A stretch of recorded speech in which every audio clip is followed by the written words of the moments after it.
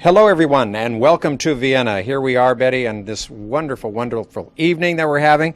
It's just so beautiful. What a great way to open the show, right? Yeah, and for those of you that have tuned in, maybe we didn't watch it last week. This is a continuation of what we were doing last week, Right. And it was so beautiful. We wanted to share more of it with you. Right. We want to thank all the people, too, that have called in and said that they've enjoyed this so much. So if you want to enjoy a little bit more with us, well, sit back and relax, and away we go.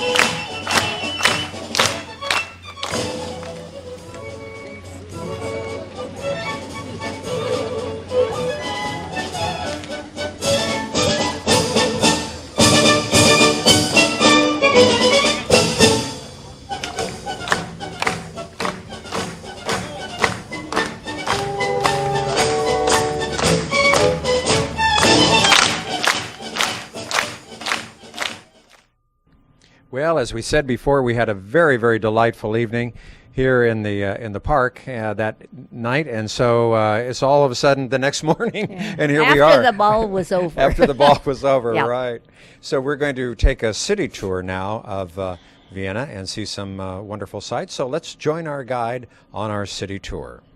Austria being a very small nation in the heart of Europe, just something like 8 million inhabitants.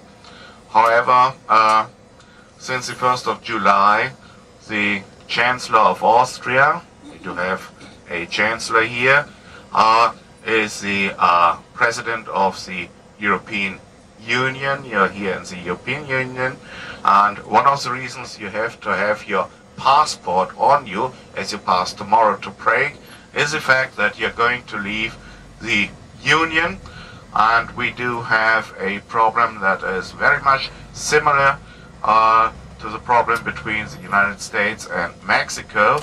That is to say, since the downfall of communism, there does exist another border between people who are rather well-to-do, earning very well here in the western part of Europe, and the people living in the eastern part of Europe. So there are very, very stiff border controls, so you better have your passport on you as you pass from, say, France to Germany, or from Germany to Austria. Nobody will ask you any passport, because you need to know one thing. I think it's not very well known in the United States. If you would be living here, you would witness personally the birth of a nation. We are pulling together. We will have a unified currency in something like 2.5 years, the so-called euro. And well, it's we're trying to downstep the nationalism, and we're trying to pull together in the European Union. And as I already told you, for the next 6 months, Austria is going to be going to hold the presidency of Europe. Now, ladies and gentlemen, we are right now bound towards the center of the city. That is to say, your hotel, the Renaissance Hotel, one of the better hotels of Vienna, to say the least, is located on the banks of the stream Wien.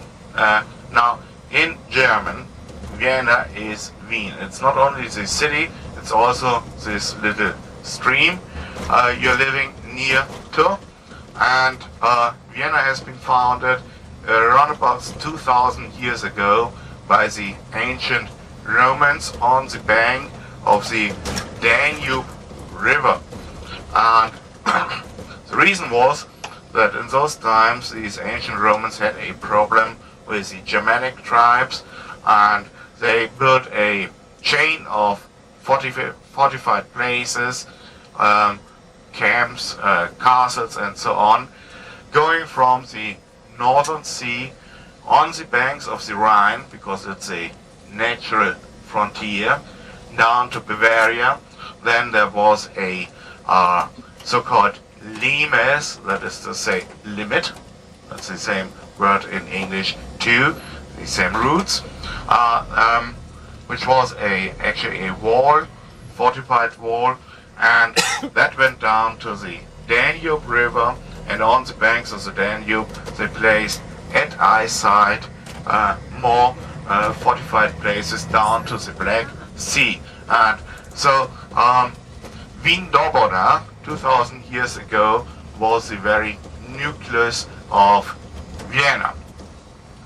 Vienna is situated here in Austria, being a capital city, and 1 out of 5 Austrians actually lives here at Vienna, 20% of the population.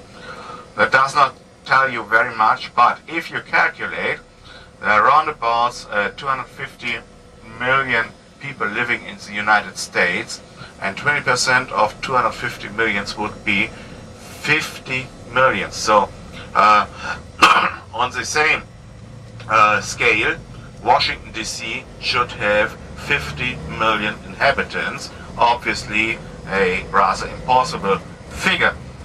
The reason why Vienna is a little bit oversized as far as the population number of this country goes is history. Vienna has been built and designed to be the capital city of the second largest state of Europe as far as size, as area is concerned, second only to Russia. Vienna has been designed to be the capital city of the so-called Austro-Hungarian Empire. An empire that does not exist anymore since 1918, but the city has survived, and we do not intend to tear down the Vienna. So it's a little bit of a problem for Austria, as too many people live in the capital city. But you are going to see today what I call Imperial Vienna. We're going to see the summer residence of Prince Eugene of Savoy, one of our most important military heroes. I'm going to give you the details as we see the panoramic outview on the city in the gardens of the Belvedere. Then we are going to see a little bit of modern Vienna, and 11:30 we are going to see the summer residence of the Habsburg dynasty, the family that reigned this country for roundabouts 700 years. You know, Betty, I never tire of coming to Vienna because it seems like there's always so much to see. In fact, on this trip, we saw a few things that we hadn't seen on trips before. However, we had been here to the Belvedere Palace before, but this time they had it all covered up. Well, they're doing that all over the place right now, and it's good. They're shining their place up probably for the year 2000. Well, it certainly is a beautiful place. They don't have to do anything different to these gardens, because the gardens I thought were Looks really just like magnificent. mine. Is that right? Oh, yeah, mine looks just like that. All those Oh. flowers and all that. Okay. Not really. We'll have to come over and take a look at your house. Not really. Don't. Now, ladies and gentlemen, place we are here is the garden of the Belvedere Palace. Now, Belvedere is a word derived from the Italian. It's two words actually. The first one is bello, beautiful, and vedere, just to look. As you may imagine, you are going to have a very nice panoramic view on Vienna.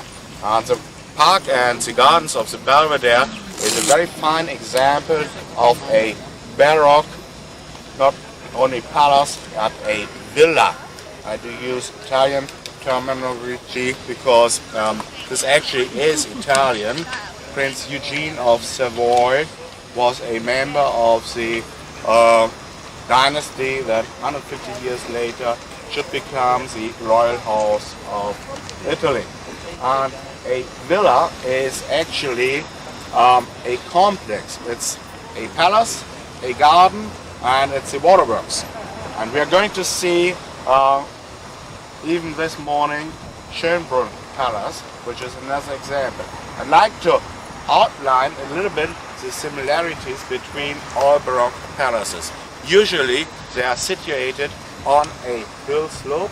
You are here on the highest point of the whole garden. There's a reservoir here. You need the reservoir in order to make work, to make function your fountains, because they did not have electric pumps in those times. They just used the force of gravitation. From this reservoir, there are tubes leaving beneath the upper structure into the gardens in order to make work these water jets, which, by the way, were a symbol for the European princes. Everyone wanted to have the highest jet, obviously a second from the southern side, because they are repainting it. But I'd like to invite you just to go over there and have a very nice view onto the inner city of Vienna. Now, wait a minute. Tell me just a little bit more about your garden here that you mentioned a little bit ago. Well, now listen, you're just being too nosy. You know what it is, actually? I wish it were like that. Oh, don't we Yeah. all? However, this last trip when I came home, it was a riot of colors. Your It was garden? beautiful because I have a good neighbor. Your good neighbor taking care of your garden? Oh, Yes, and he did a lot of nice things for me. that's great. Well, they've got some good neighbors in this neighborhood. Just take a look. It's rather obvious. This is why it's called the Belvedere. You have a very nice panoramic view on Vienna. In the background, you do see the hills of the Viennese woods. As a matter of fact, the eastmost mountains of the Alps, which is the backbone more or less of Europe, like the Rocky Mountains and the Blue Mountains in the United States. However, we do have a backbone that goes in the east-west direction.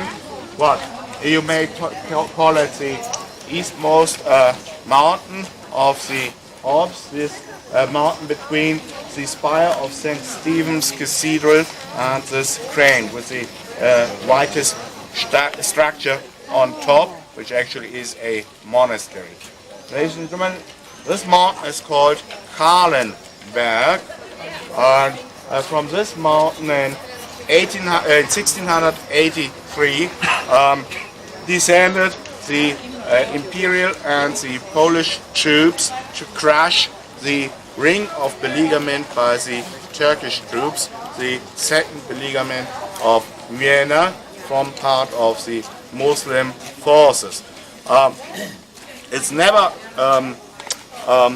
sober to think about the consequences of history if this battle would not have been victorious, for instance, for the Christian side, but with any probability all of you would be of Muslim faith if not in the September 1683 it was possible to drive away these these Turkish troops, because the borderline towards Turkey was just about 25 miles towards the southeast, let's say that direction, and it was Prince Eugene, the builder of this palace, who as a very young man, 18 years of age, descended with the Prussian troops from these hills.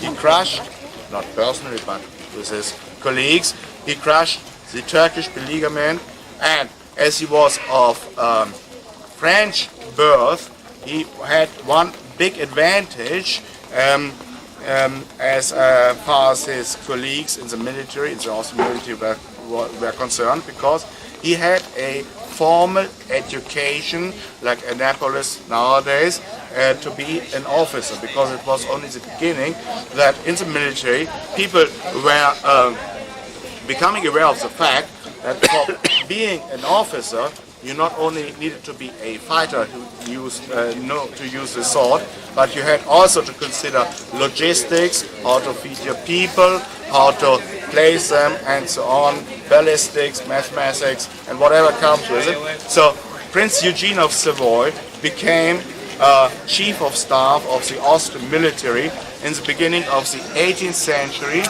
He fought not only against the Turkish, he also fought against the French. He was in alliance with the Duke of Marlborough in the Spanish Succession Wars.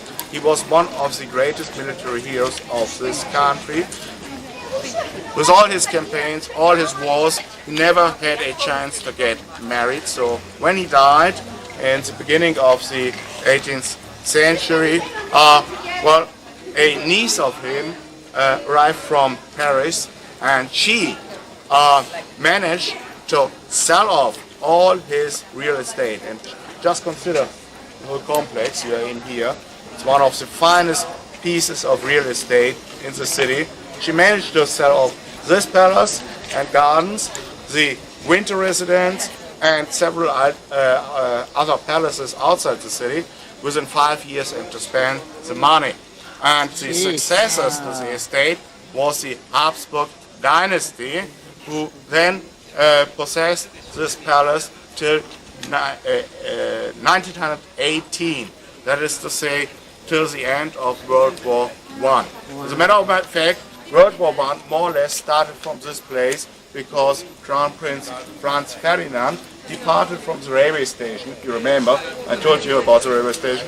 He departed for what used to be Yugoslavia to Sarajevo and managed to get himself killed together with his wife at Sarajevo. So World War I more or less started from this place too. Well, it certainly is a beautiful place. The grounds here I thought were absolutely wonderful. But we're going to get back in the bus now because we have more of the city to see, right, Betty? True. And he's got an interesting little anecdote he's going to tell us about right now. One of the jokes of history is the fact that the Turkish embassy nowadays is situated exactly parallel to the former palace of Prince Eugene, who battled a lot against the Turkish army. Have a look here on the left hand side, the red flag on the policeman guarding the Turkish embassy. The third and the fourth district of Vienna are more or less the districts where the foreign embassies are located. Another example would be, you cannot see it because they do not fly the flag, they have lost the World Soccer Championships, but another example would be the Brazilian embassy here on the left hand side on the corner.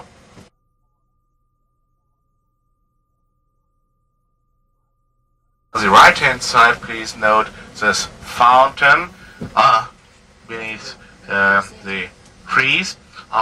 This fountain has been built around about 120 years ago, and it demarks the end of the first Viennese aqueduct, because we do have one of the finest, as far as quality and taste is concerned, finest drinking waters here in Vienna. We do get the water from the Alps directly, something like 80 miles of aqueducts brings the water to the city. And if you want to have a nice drink of water, just take water from the tap. You do not need to buy yourself mineral or bottled mineral water. City gardeners, and well, strange as it may be, in front of this official residence there are always to be found the finest flowers of the season, replaced every fortnight. But we are a democracy. And now one other thing coming up on the right hand side, the building, the right hand side, the white one, this is the Austrian Mint. I'd like to do a guided tour in this building, if possible with a big bag made from canvas. They're not only doing our everyday coins in here, they're also coining the bullion, Viennese Philharmonic made from pure gold, and the Meritresian thaler made from pure silver. And greeting from the left, St. Stephen's Spire in the center of the town.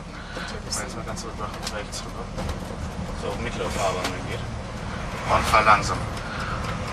One other thing, aber schon rüber. One other thing is, nowadays Austria is a country in the center of Europe. However, till 1918, the Austro-Hungarian Empire controlled a lot of the Mediterranean coast, the Adriatic coast to be precise, more or less from what nowadays is city of Trieste down to Dubrovnik. And as they had a coastline, they had a navy. And where there's a navy, there are admirals.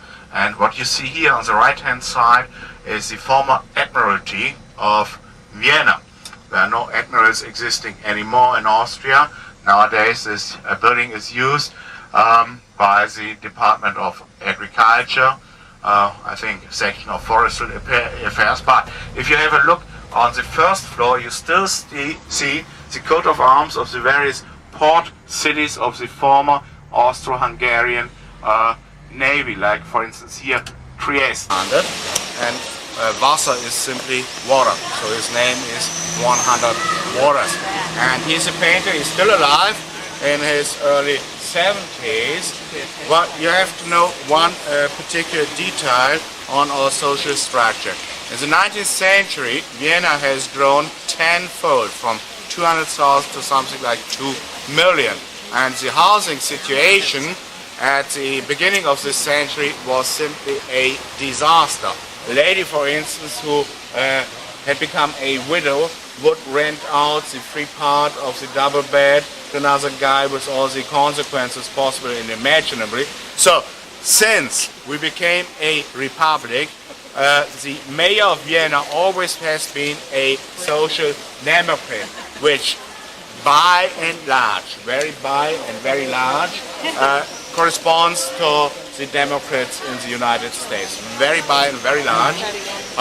By the way, only with the exception of the Nazi terror from 38 to 45. And to this very day, the mayor of Vienna is a social democrat, and to this very day, the city of Vienna herself builds apartment houses. As a matter of fact, with 380,000 units, the city of Vienna is the biggest single holder of apartments on this earth. And 1 out of 2 people living here in Vienna has as his or her landlord the city of Vienna herself. And it's sad to have a apartment owned by the city in your family, because with the same standards you just pay half of the rent. And it's almost like property, because you're entitled to hand down to your heirs the contract. Now, as every landlord, City of Vienna too, from time to time has to revamp the apartment buildings. And this happened to this building from 1983 to 1985. It used to be a rather conventional house. You would still see on the left-hand side a very conventional facade. But Mr. Hundertwasser presented himself. He did not receive 1 penny for this work to decorate the facade of the building, and that was a very wise decision, because he became so famous that nowadays Mr. Hundertwasser owns an apartment. And we'll find out more about this next week in our next episode of Adventures. Time to say goodbye. Goodbye. Bye-bye.